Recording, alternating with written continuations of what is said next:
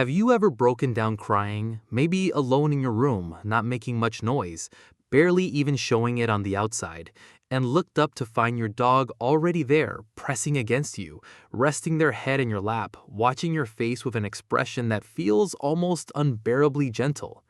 Most owners in that moment feel something they struggle to explain, a sense that their dog understood something, that the comfort being offered was real and deliberate and not accidental. And the truth, as science has been quietly uncovering, is that they may be completely right. By the end of this video, you'll understand exactly what is happening inside your dog the moment you start to cry, and why what they do next is one of the most remarkable things any animal on Earth is capable of. Let's start by addressing the easy dismissal most people reach for when this subject comes up. It's just instinct, they say. The dog sensed a change in you and responded automatically, like a reflex, nothing deeper than that. But that explanation starts to fall apart almost immediately when you look at what the research actually shows. Because if it were simply a reflexive response to a change in their environment, dogs would respond similarly to any human in distress, regardless of who that person is. And that is not what happens.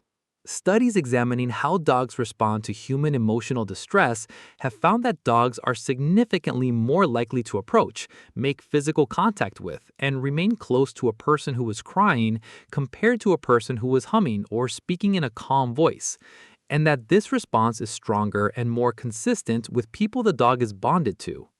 A landmark study conducted by researchers at the University of London examined exactly this question.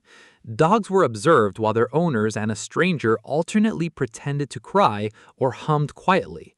The dogs were free to move wherever they chose. What researchers found was striking. Dogs approach the crying person, whether owner or stranger, far more often than they approach the person humming. But the behavior was not simply about sound or novelty. The dogs who approached during crying showed specific submissive, comforting behaviors, lowering their heads, pressing close, making gentle physical contact, behaviors distinct from the kind of alert curiosity they showed during other unusual situations. The dogs weren't just investigating something strange, they were responding to something they recognized. And here is the part that matters most about that study. The dogs who approached a crying stranger were not showing a trained response or a conditioned behavior. They were showing something that looked by every measurable behavioral marker like empathy, not a simulation of empathy, not a reflex that resembles empathy from the outside. Researchers used the word carefully, but they used it. Something in the dog's response to human distress appears to go beyond simple conditioning and into something closer to felt concern, a genuine internal response to another being's pain. Now let's talk about what's actually happening in your dog's body in that moment, because the biology here is just as remarkable as the behavior. Dogs have an extraordinary ability to detect chemical changes in the human body tied to emotional states. When you cry, when you're overwhelmed with grief or pain or fear, your body releases a specific cocktail of stress hormones, and those hormones produce subtle but real changes in your scent that your dog's nose, tens of thousands of times more sensitive than yours, picks up almost immediately. Your dog knows you are distressed before you have made a single sound or movement, because your body has already told them. If this is changing the way you think about your dog right now, go ahead and hit subscribe, because every video on this channel breaks down what the actual science says about your pet's behavior, not what we assume it means. But scent is only the beginning. Your dog is also reading your face in real time, with a level of precision most people never fully appreciate. Research has shown that dogs display a left gaze bias when looking at human faces, instinctively focusing on the side of the face that reveals the most genuine emotional information.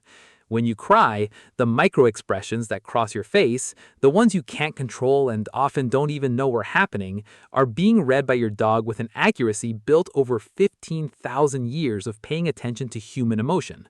By the time your first tear falls, your dog has likely already processed your scent, your facial expression, your breathing pattern, and your posture, and made a decision about how to respond. And that decision, the choice to approach, to press close, to stay, is not nothing. In the wild, approaching a distressed or vulnerable animal carries risk. It means putting yourself in proximity to something unpredictable.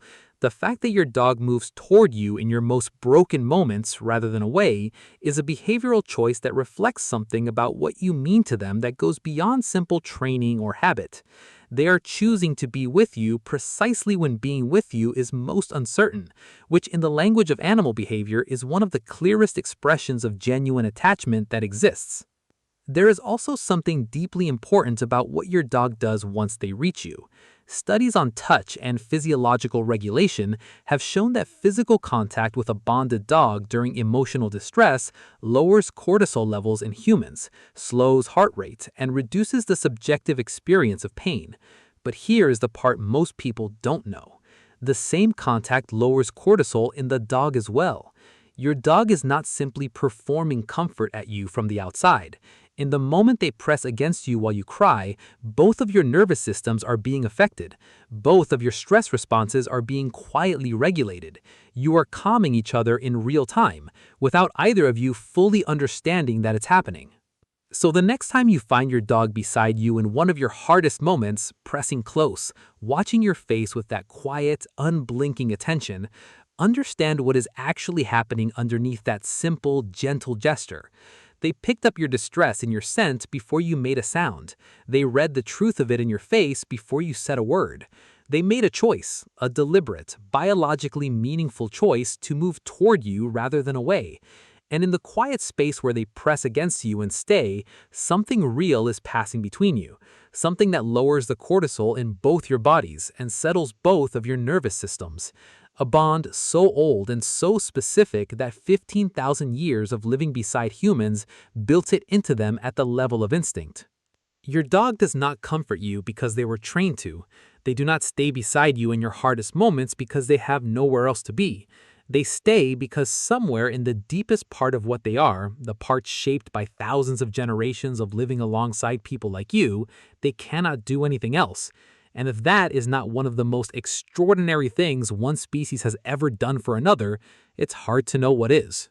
If this video helped you understand your dog a little more deeply today, do one simple thing before you go.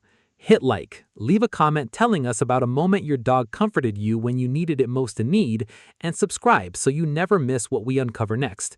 Because the more we understand the animals who choose to stay beside us, the more we owe it to them to notice.